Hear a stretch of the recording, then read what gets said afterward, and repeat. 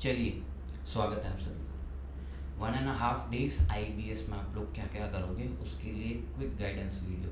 इससे थोड़े टाइम पहले भी मैंने एक वीडियो डाली थी, बट उसमें स्पेसिफिकली 1.5 डेज में आपको क्या क्या करना है उसका खास डिस्कशन नहीं था। तो मैंने सोचा क्योंकि आप स्टार्ट कर रहे हो IBS फुल फ्लेज, तो this is the right time to discuss these things. ठीक है, 3 पार्ट में मैं डिस्कशन डिवाइड कर रहा हूँ। मटीरियल्स कौन कौन से कोलेक्ट करोगे, प्रिपरेशन क्या क्या करोगे और एग्जाम में क्या करोगे। ठीक है, सबसे पहले मटीरियल, ध्यान से सुनो। मटेरियल का डिस्कशन 3 पार्ट में हो सकता है। एक तो आपके 5 core subjects FR, AFM, audit, DT, IDT। 2 non core subjects law, costing और IBS का पेपर। जो आपके 5 सब्जेक्ट्स है, इसका बहुत सिंपल रूल है, नो व्हाट यू कैरी। आपको पता होना चाहिए कि आप क्या लेके जा रहे हो। मतलब आपने वो मटेरियल, जो मटेरियल आपने इन सब्जेक्ट्स की प्रिपरेशन के लिए यूज़ किया है, इन सब्जेक्ट्स की प्रिपरेशन के लिए यूज़ किया है, आप वही मटेरियल लेके जाओगे, कोई और मटेरियल आप नहीं लेके जाओगे। Because for IBS your material is your weapon. आपका मटेरियल आपका वेपन है। मैं आपको बंदूक दे दूँ, आपको चलानी नहीं आती, कोई सेंस नहीं है। तो मटेरियल इज़ योर वेपन। आपको पता होना चाहिए कि आप क्या लेके जा रहे हो, आप उस मटेरियल को यूज़ कैसे करोगे। तो 5 सब्जेक्ट्स में बहुत सिंपल स्ट्रैटेजी है। जो मटेरियल आपने यूज़ किया है, जो मटेरियल से आप अवेयर हो, जो मटेरियल से आप कंफर्टेबल हो, आप वही मटेरियल लेके जाओगे। सर ICAI बुक्स मैंडेटरी है? बिल्कुल नहीं। ICAI बुक्स मैं रेकमेंड भी नहीं करता, क्योंकि बहुत बड़ी बड़ी बुक्स आपको मिलेगा ही नहीं कुछ। सर क्वेश्चन बैंक्स रेकमेंडेड है, पहले मैं ना बोलता था, लेकिन जहाँ जितनी मैंने थोड़ी बहुत केस स्टडीज़ इस अटेम्प्ट में आई वो देखी, मतलब जो एडिशनल सेट वगैरह, उसमें एक चीज़ दिख गई कि इंस्टीट्यूट डायरेक्ट क्वेश्चन पूछ लेता है, किसमें से, जो क्वेश्चन ऑलरेडी पूछे हुए। तो क्वेश्चन बैंक आपकी रिकमेंडेड है, आप लेके जा सकते हो। ठीक है, देखो एक और चीज़, लेके जाने में कोई इश्यू नहीं है। आप एक काम करो, एक कूली लेके जाओ जो सारा मटेरियल आपका लेके जाएगा। प्रॉब्लम आएगी जब आपको वो मटेरियल एग्जाम में बैठ के यूज़ करना है 4 घंटे में। तो हमको पागलों की तरह मटेरियल लेके नहीं जाना है, लेकिन कम भी नहीं लेके जाना है कि रिग्रेट हो कि ये भी लेके गया होता तो अच्छा होता। तो this stands on your judgement. आपको एक जजमेंट लेना पड़ेगा कि आप कौन से मटेरियल के साथ अवेयर हो और कौन सा मटेरियल आपको लेके जाना है। ठीक है, लॉ एंड कॉस्टिंग में क्या करना है, सिंपल इंस्टीट्यूट का मॉड्यूल कैरी करना। इंस्टीट्यूट का मॉड्यूल आप लोग कैरी कर लेना, क्योंकि इतनी 2 मॉड्यूल है, टोटल 4 मॉड्यूल होगी, 4 या 5, अगर सेबी की एडिशनल मॉड्यूल है तो आई डोंट नो, 4 या 5 मॉड्यूल होंगे। ठीक है सर, 4 या 5 मॉड्यूल्स देखेंगे कैसे, उसका मैंने इंडेक्स शेयर कर रखा है, पूरे मटीरियल का लॉ एंड कॉस्टिंग का इंडेक्स शेयर कर रखा है सर। लिंक ग्रुप में डाल दूंगा। ठीक है, ग्रुप में नहीं, सॉरी डिस्क्रिप्शन में मैं डाल दूंगा, आपको वो सारा मटेरियल मिल जाएगा, सारे रिसोर्सेज शेयर कर दिए। तो लॉ कॉस्टिंग में सिंपल मटेरियल प्लस मेरा इंडेक्स। मेरा इंडेक्स क्या है, chapter wise, topic wise, in depth detailed index है। ठीक है, तो आपको बहुत ज़्यादा ईजी हो जाएगा। सर IBS का कोई डेडिकेटेड मटेरियल तो है नहीं। 50 case studies, 10 additional case studies, RTP, इसमें मिला के जितनी भी केस स्टडीज़ होती है, इसका एक इंडेक्स बना के शेयर कर दिया है, उसकी लिंक भी सेम है। सर स्टूडेंट्स जर्नल की कॉपी डाल दी, अगर आपको लेके जानी हो सेफर साइड पे। नवंबर 23 का पेपर डाल दिए, 24 का, और मई 24 का पेपर डाल दिए। दीज आर ऑप्शनल, आपको लेके जाना हो तो लेके जाओ, लेकिन 50 plus 10 plus RTP plus students journal, ये सब चीज़ें मैंने रिसोर्सेज डाल दिए, ये आप कैरी कर सकते हो। ठीक है, लॉ कॉस्टिंग और IBS में। तो मटेरियल का डिस्कशन यहाँ खत्म हुआ। सर प्रिपरेशन कैसे करेंगे, ध्यान दो। आज आप IDT का पेपर लेके आ जाओगे आज। ठीक है, तो आज आपको क्या करना है, सारे मटेरियल्स तो कोलेक्ट कर लेना है सबसे पहले। सारे मटेरियल्स मतलब आपको जो जो लेके जाना है सब कुछ, इंक्लूडिंग इन सब चीज़ों का अगर जेरोक्स आपका निकलवाना बाकी है, आपने अभी तक मेरे जो मटेरियल्स है उसका कॉपी नहीं करवाया, तो वो भी, तो आपको कॉपी करवाने जाना है, सारे मटेरियल्स कोलेक्ट करके रख देने हैं। ठीक है, वो आज कर लेना। प्लस क्या करना, DT और IDT ग्लांस थ्रू कर लेना। ग्लांस थ्रू मतलब सर अभी एग्ज़ाम दे के आ रहे हो तो आपको पता ही होगा कि आपका मटेरियल कितना यूज़फुल है, आपने क्या क्या पढ़ा है, क्या क्या नहीं पढ़ा है, कौन सा टॉपिक, कौन सा चैप्टर, सब कुछ आपको पता होगा। किसमें, DT IDT में। तो इसको 1.5 आवर्स ईच, 1.5 आवर्स ईच, 3 घंटे में DT IDT ग्लांस कर लेना। फटाफट इंडेक्स देख लो, बुक घुमा लो, फटाफट देख लो कि क्या क्या चीज़ें आती है। ठीक है सर, अब बात आई FR AFM ऑडिट की। ठीक है, अब इसमें 2 टाइप के स्टूडेंट्स होंगे। पहले वो स्टूडेंट्स हैं जिन्होंने कभी ग्रुप 1 किया ही नहीं है, ना लेक्चर्स देखे हैं ना एग्ज़ाम दिए। और फिर आते हैं वो स्टूडेंट्स जिन्होंने ग्रुप 1 किया है, उन्होंने शायद एग्ज़ाम ना दी हो, लेकिन ग्रुप 1 के एटलीस्ट लेक्चर्स कर रखे हैं, और या तो कुछ लोग होंगे जिन्होंने ग्रुप 1 अटेम्प्ट किया हुआ है, पास किया हुआ है या एटलीस्ट अटेम्प्ट किया हुआ है। जो ये स्टूडेंट्स हैं जिन्होंने कभी ग्रुप 1 नहीं किया, कभी देखा भी नहीं, कभी लेक्चर भी नहीं देखा, आप लोगों के लिए बहुत कम ऑप्शंस हैं। आप लोगों को सिंपल एक चीज़ करनी पड़ेगी कि जो जो मटेरियल आप कोलेक्ट करोगे उसको आपको स्कैन करना पड़ेगा। ऐसे समझो कि आपने कभी एग्ज़ाम में पढ़ाई नहीं की, कल एग्ज़ाम में कभी पढ़ाई नहीं की, मैंने आपको पर्चे बना के दे दी कि ये पर्चे लेके जाओ, एग्ज़ाम में लिख के आ जाना, छाप देना, ठीक है।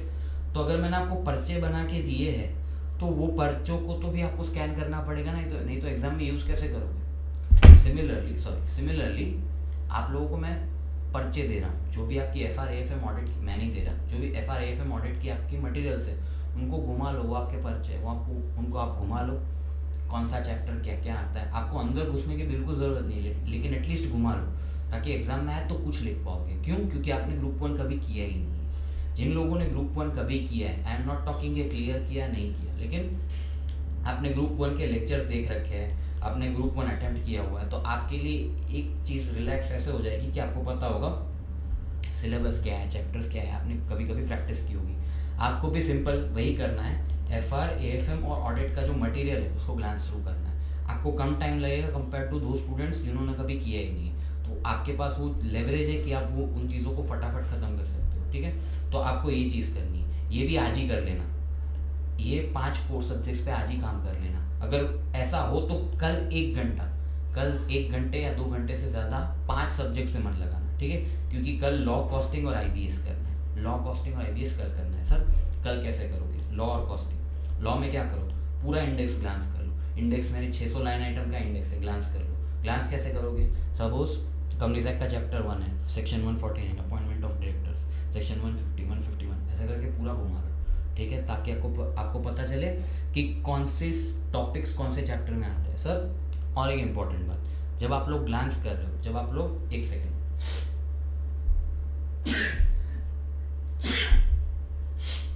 सॉरी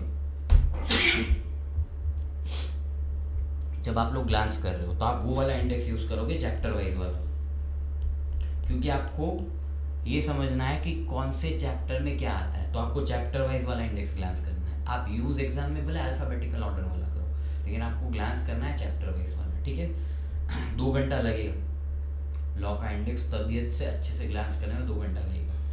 सेबी मैं बोल रहा हूँ स्किप कर देना, बिकॉज बहुत बड़ा इंडेक्स है। आपके पास टाइम बचे तो सेबी का इंडेक्स देखना, नहीं तो स्किप कर देना, बहुत रेयरली क्वेश्चन आया है उसमें से, ठीक है, सेबी में से, तो यू कैन स्किप, ठीक है। SCMP में भी सेम करना है, इंडेक्स ग्लांस करना है। और एडिशनली 2 घंटे का, 2 या 2.5 घंटे का SCMP का मेरी चैनल पे कॉन्सेप्ट वीडियो है, लिंक मैं डाल दूंगा, वो आप 1.2, 1.3, 1.5 में देख लोगे, आपका 1.5-2 घंटे में वो भी हो जाएगा। तो 3 से 4 घंटा SCMP, 2 से 2.5 घंटा मैक्सिमम लॉ। आप लॉ और SCMP को ऐसे प्रिपेयर करोगे, दोनों में इंडेक्स ग्लांस कर लो, मटेरियल्स तो आपके पास होंगे, इसका कॉन्सेप्ट वीडियो देख लो, ठीक है। तो आपका लॉ, कॉस्टिंग मोटा मोटा आपका ग्लांस हो जाएगा। और सेल्फ पेस्ड ऑनलाइन मॉड्यूल भी आपने पास करी हुई है, तो ऐसा नहीं है कि लॉ कॉस्टिंग में आप बिल्कुल ही ब्लैंक, कुछ तो पढ़ा होगा ना, जैसे भी एग्ज़ाम दिए, जैसे भी वो क्वेश्चन की PDF बना के कुछ भी किया हो, लेकिन कुछ तो पढ़ा होगा ना। तो उतनी आपकी जो प्रिपरेशन है लॉ कॉस्टिंग की, उस पर कॉन्फिडेंस रखो और इंडेक्स देख लो, आपका काम हो जाएगा। सर IBS में कैसे करना है? IBS की 30 केस स्टडीज़, 30 केस स्टडीज़ मैंने करवा रखी है, इतनी किसी ने नहीं करवाई, पूरी इंडस्ट्री में किसी ने नहीं करवाई, 30 केस स्टडीज़ मैंने करवाई हुई। उसकी PDF में लिंक में डाल दूँगा डिस्क्रिप्शन में। आपको देखनी कैसे है? लेटेस्ट पहले देखनी है, लेटेस्ट टू ओल्डेस्ट पे जाना है। लेटेस्ट केस स्टडीज़ करवाई है वो पहले देखनी है, ओल्डेस्ट बाद में देखनी है, ठीक है। तो आपका न्यू टू ओल्ड का सीक्वेंस होगा। और RTP एंड स्टूडेंट्स जर्नल की केस स्टडीज़ है, दे आर मस्ट डू, उसको आप स्किप मत करना, क्योंकि वो अच्छी केस स्टडीज़ है, आपका दिमाग ट्रेन होगा, ज़्यादा चलेगा। सर कितनी केस स्टडीज़ हमको प्रैक्टिस करनी है, कितनी केस स्टडीज़ देखनी है? एटलीस्ट 3 से 4 केस स्टडीज़ लिख के प्रैक्टिस करना, 3 से 4 केस स्टडीज़ लिख के, और एटलीस्ट 6 से 8 केस स्टडीज़ या मैक्सिमम 10 या 12 केस स्टडीज़ आप देख लेना मतलब वीडियो देख लेना। अब 1.5x पे भी देखोगे तो भी चलेगा, फटाफट देख लेना। मेरी जो नॉर्मल केस स्टडी वीडियोज़ है वो 45 से 50 मिनट्स की है।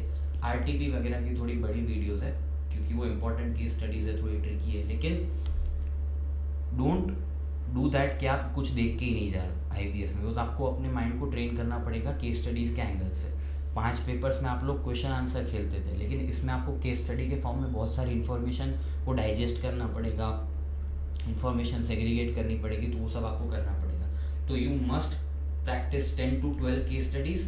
उसका मिक्स क्या है, 3 से 4 देख लेना, सॉरी 3 से 4 लिख लेना, बाकी ये देख लेना, बट इतनी केस स्टडीज़ हैं यू शुड बी वॉचिंग, ठीक है। और 18 को जो जितनी भी आपकी केस स्टडीज़ बच जाती है वो कंटिन्यू कर लेना। सी बहुत ज़्यादा नहीं करना है, ओवरडू नहीं करना है, लेकिन ऐसा भी नहीं करना है कि आप एकदम ब्लैंक जा रहे हो कि ओपन बुक है देख लेंगे, नहीं। इंस्टीट्यूट आपकी झोली में डिग्री नहीं दे रहा है, ठीक है। तो डोंट ओवरडू, लेकिन don't take it for granted, ठीक है। तो ये आपका प्रिपरेशन हो गया। एग्जाम में क्या क्या करोगे फटाफट बता रहा हूँ, एग्जाम में क्या क्या करोगे। 1000 बार बोल चुका हूँ, 1001वीं बार बोल रहा हूँ, रिक्वायर्ड पार्ट पहले पढ़ना। दूसरी चीज़, जब भी आप 15 मिनट में आप पढ़ाई कर रहे हो, मतलब क्वेश्चंस देख रहे हो 15 मिनट में, तो सारे क्वेश्चंस को इन डेप्थ मत पढ़ो। सिर्फ 3 चीज़ें आइडेंटिफाई कर लो, सब्जेक्ट कौन सा है, चैप्टर कौन सा है, टॉपिक कौन सा है क्वेश्चन में, और वो मार्क कर लो, ठीक है। किस में, क्वेश्चन पेपर में। ये डिसाइड कर लो कि कौन सी केस स्टडी आपको स्किप करनी है। ध्यान देना, अभी मैंने हमेशा एक चीज़ बोली हुई है कि एक आती है नॉर्मल केस स्टडी, एक आती है business case study. Business case study वो होती है जिसमें SCMP का बहुत सारा कंटेंट होता है। बिजनेस केस स्टडी में आपको कंपनी की कसा देंगे, बैकग्राउंड देंगे, कंपनी की ग्रोथ स्टोरी देंगे, कंपनी के रिसेंट प्रोजेक्ट्स देंगे, सब देंगे, ठीक है। और नॉर्मल केस स्टडी में क्या होगा, सिंपल 4-5 टॉपिक्स को उठाया होगा, उनको एक के ऊपर एक लगा के स्टोरी के फॉर्म में आपको केस स्टडी दी होगी, या पैराग्राफ, पैरा 1, पैरा 2, पैरा 3, ऐसे अगर इन्फॉर्मेशन दी है तो they are normal case studies. ये आपको अटेम्प्ट करनी है। बिजनेस केस स्टडीज़ आए तो स्किप कर देना। सर बिजनेस केस स्टडीज़ यहाँ पे भी स्किप करूँ, नहीं, बिजनेस केस स्टडीज़ आप प्रिपेयर करना, because we don't know, we prepare for the worst and hope for the best. Prepare for the worst, hope for the best. आप business case studies देख लेना यहाँ पे, लेकिन यहाँ आए तो स्किप मार दो ना। क्यों, आपके पास 4 अच्छी केस स्टडीज़ है, तो कौन सी केस स्टडी आप स्किप करोगे, बिजनेस केस स्टडी, जिसमें SCMP का आपको बहुत ज़्यादा कंटेंट लगे। मैं होता अगर तो MCQs पहले अटेम्प्ट करके 40 कैश मार्क्स लेके आ जाता, पहले MCQs अटेम्प्ट करता, और मेरा टारगेट ये होता कि 4 घंटे में से पहले 1.5 आवर्स में 40 मार्क्स सिक्योर कर लो, फिर लिखता रहो, ठीक है। तो यू कैन डू इट, आप पहले MCQs अटेम्प्ट कर सकते हो। बहुत इंपॉर्टेंट है, डू नॉट ओवर राइट, बावला नहीं हो जाना है कि हमारे पास बुक है तो हम लिख लेते हैं पूरा। Respect the weightage. अगर आपको 3 मार्क का क्वेश्चन पूछा है, भले मॉड्यूल में कितना भी बड़ा पैराग्राफ दिया हो, 3 मार्क मतलब 3-4 पॉइंट लिख के आप आ जाना। ज़्यादा बावलों की तरह लिखते मत रहना कि नहीं ये तो दिया हुआ है तो लिख लेते हैं, सेफर साइड पे ज़्यादा नहीं, वेटेज के हिसाब से ही लिखना है, ठीक है। चार्ट्स बनाओ और टू द पॉइंट लिखो, ठीक है। Always conclude in the language of question asked, बोलने की ज़रूरत नहीं है, आप करते ही हो, ठीक है। अटेम्प्ट करना है 100%। 100% आप अटेम्प्ट कैसे करोगे, 4 केस स्टडीज़ अटेम्प्ट करनी है, 4 घंटा है, ऑन एन एवरेज एक केस स्टडी को 1 घंटे से ज़्यादा नहीं लगना चाहिए। अच्छा सर, अगर हम MCQs पहले अटेम्प्ट कर रहे हैं तो आप वैसे कैलकुलेशन लगाओ कि भाई मेरे को अगर 1.5 घंटे में 4 केस स्टडीज़ के MCQs ख़त्म करना है तो पर केस स्टडी के मैं कितना टाइम डालूँ, ठीक है। और अगर उस टाइम के कट ऑफ में नहीं हो रहा है, आगे बढ़ जाओ। एक केस स्टडी में अटक के बैठ जाओगे, हो सकता है दूसरी केस स्टडी छोटी हो, बड़ी केस स्टडी में आप टाइम लगा के बैठ जाओ, दूसरी केस स्टडी छोटी हो, अटेम्प्ट करने आपका रह जाए। डोंट डू इट, ठीक है। 1 आवर पर केस स्टडी, ठीक है। कंप्लीट नहीं कर पा रहे हो, मूव फॉरवर्ड, और ओपन माइंड रखो, ठीक है। ओपन माइंड मतलब समझो, अगर फॉर एग्जांपल IDT का कोई क्वेश्चन है, ठीक है, IDT आप आज अटेम्प्ट कर रहे हो, मतलब 2 दिन पहले आप अगर एग्जाम हॉल में बैठे हो, 2 दिन पहले आपने IDT किया हुआ है, एक सीधा डायरेक्ट क्वेश्चन आया है, don't go for looking for it in the book. लोग करते हैं सेफर साइड में रहने के लिए, अगर टॉपिक आता है, क्वेश्चन आता है तो भी बुक में ढूंढने जाते हैं। मत करो, दिमाग खुला रखो कि आपको ये आता है, अपनी प्रिपरेशन पे कॉन्फिडेंस लगाओ, आपको ये आता है, you don't need to look at the book, सीधा लिख के ख़त्म करो, आगे बढ़ो। DT IDT में भी और बाकी के 3 सब्जेक्ट्स में भी, if you know, don't look at the book, because book पे ढूंढना एसेंशियली वेस्ट योर टाइम। अगर आपको आता है, दिमाग खुला रखो और वो अटेम्प्ट करके आगे बढ़ जाओ। अगर आपके पास टाइम बचता है, वापस आके उसको रीचेक करो, बट लिखते टाइम अगर कोई चीज़ आती है, लिख के आगे बढ़ो, ठीक है। अच्छा, ये एक इम्पॉर्टेंट चीज़ है। कुछ लोगों ने लास्ट टाइम में बोला था सर हमको केस स्टडी मिली नहीं, तो क्यों ढूंढ रहे थे। मैंने उनको ये पूछा, इंस्टीट्यूट आपको डायरेक्ट केस स्टडी नहीं पूछेगा, बिकॉज ये एक 100 मार्क का लेजिटिमेट पेपर है, इसमें आपको इंस्टीट्यूट अगेन झोली में तो डिग्री नहीं देगा। हो सकता है आपको डायरेक्ट केस स्टडी एक आधी मिल जाए, लेकिन वो ढूंढने मत बैठो। तो सर क्या ढूंढेंगे, do not trying to find whether the exact case study is asked. पहली चीज़ क्या करो, नंबर 1 केस स्टडी के इंडेक्स में वो टॉपिक ढूंढने की ट्राई करो। फॉर एग्जाम्पल केनोज मॉडल पूछा है SCMP में, तो केस स्टडी के इंडेक्स में के में मिल जाएगा, या तो SCMP के इंडेक्स में के में मिल जाएगा, वो करो, ठीक है। अल्फ़ाबेटिकल ऑर्डर का इंडेक्स आप पहले यूज़ करो। अगर केस स्टडी डाइजेस्ट में नहीं मिला तो आपके सब्जेक्ट को मटेरियल को चूज़ करो।